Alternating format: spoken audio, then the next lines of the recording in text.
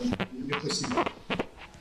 Je commence par vous dire l'intérêt que nous avons, nous élus les Républicains, à pouvoir échanger sur les mesures d'urgence face à ses conséquences. Je ne reviens pas sur le fait que le Conseil arrive bien tardivement après l'entrée en confinement.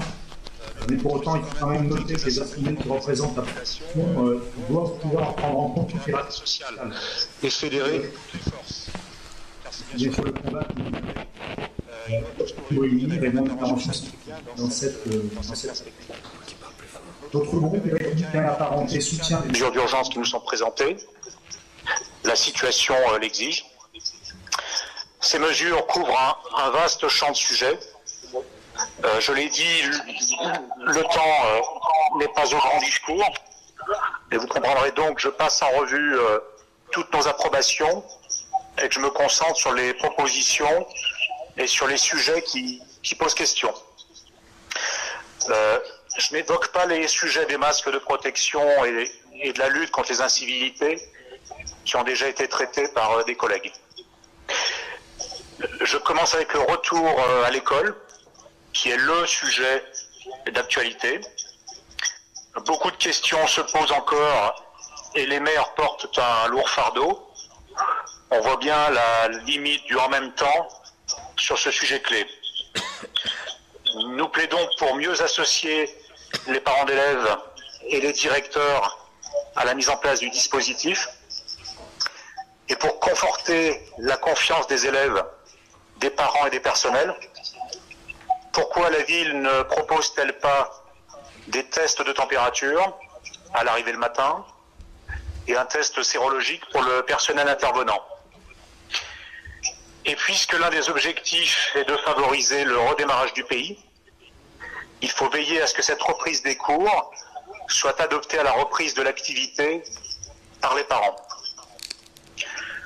Autre sujet clé, la solidarité avec les personnes fragiles qui se sont retrouvées dans des situations d'isolement et d'angoisse. Le CCAS a réalisé des appels auprès des seniors de plus de 75 ans. Près de 9000 appels auraient été réalisés selon votre rapport. Cela reste peu si l'on considère les 39 000 Lyonnais de 75 ans et plus. Et puis il y a aussi toutes les personnes avec handicap, tous les malades, à l'immunité affaiblie. Personnellement, par les appels que j'ai pu réaliser, j'ai constaté que des personnes n'étaient pas touchées par le dispositif du CCAS. Par ailleurs, un service de livraison de paniers alimentaires a été mis en place au profit des détenteurs de la carte senior, mais il est intervenu très tardivement. Notre pays n'était pas prêt pour faire face à une telle crise sanitaire. Je crois que la ville ne l'était pas suffisamment pour assister rapidement les plus fragiles. Il faut progresser sur les points suivants, compléter les fichiers des personnes fragiles, assurer un suivi des appels à Lyon en ligne pour faire en sorte que les personnes les plus fragiles soient bien réorientées et prises en charge, permettre plus facilement aux personnes de se signaler. Il me semble qu'à ce jour, il n'y a pas d'information claire sur le site internet de la ville pour le faire, et augmenter les capacités d'appel téléphonique de la ville, quitte à redéployer des effectifs en période de crise, le télétravail offrant beaucoup de possibilités. Dans une grande ville comme Lyon, l'assistance ne peut reposer uniquement sur les associations ou la solidarité de voisinage, aussi remarquable soit-elle. En matière de soutien à l'économie et aux entreprises, nous soutenons bien sûr tous les allègements de charges prévus. Il faut néanmoins être conscient que pour les entreprises sans terrasse ou qui ne font pas de publicité, l'avantage sera limité. Il faudra sans doute compléter les choses avec un dispositif plus général. Les commerçants ont posé la question de la suspension du stationnement payant. Nous regrettons qu'il ait fallu attendre ces derniers jours pour que soient mis en place des dispositifs sécurisés permettant la réouverture de quelques marchés. Une action plus volontariste de la ville avec des agents en soutien des forains pourrait permettre d'ouvrir plus de marchés. Il faut aussi nous mobiliser pour maximiser la reprise de l'activité. Il s'agit d'assurer un avenir aux entreprises, et notamment aux TPE, en sachant que l'on parle ici de professionnels qui ont vu en quelques semaines leur affaire, dans laquelle ils ont engagé leurs ressources, être atteintes par l'absence de chiffre d'affaires. Il s'agit aussi de sauver les emplois liés à ces activités, mais ne nous y trompons pas, il s'agit aussi de sauver le tissu d'entreprise, qui est la source de la création de richesse, et qui permet donc le financement de l'investissement public et des dispositifs de solidarité qui sont si utiles aujourd'hui.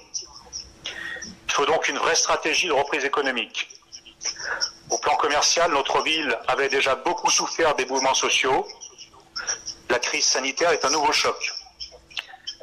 Pour assurer l'attractivité commerciale, il est sans doute opportun et urgent de mettre un terme à la guerre des bacs à fleurs dans les rues du centre-ville et de ne pas asphyxier les accès à la presqu'île.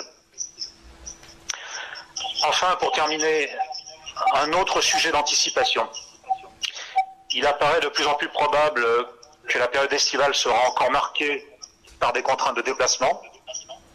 Nombreux seront les Lyonnais présents dans la ville, avec un légitime besoin de prendre l'air, de souffler, de se dépenser.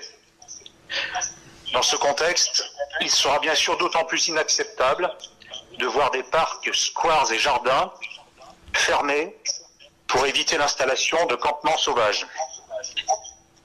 C'est la situation que nous avons connue ces derniers mois dans le quartier Villette de Lyon 3e.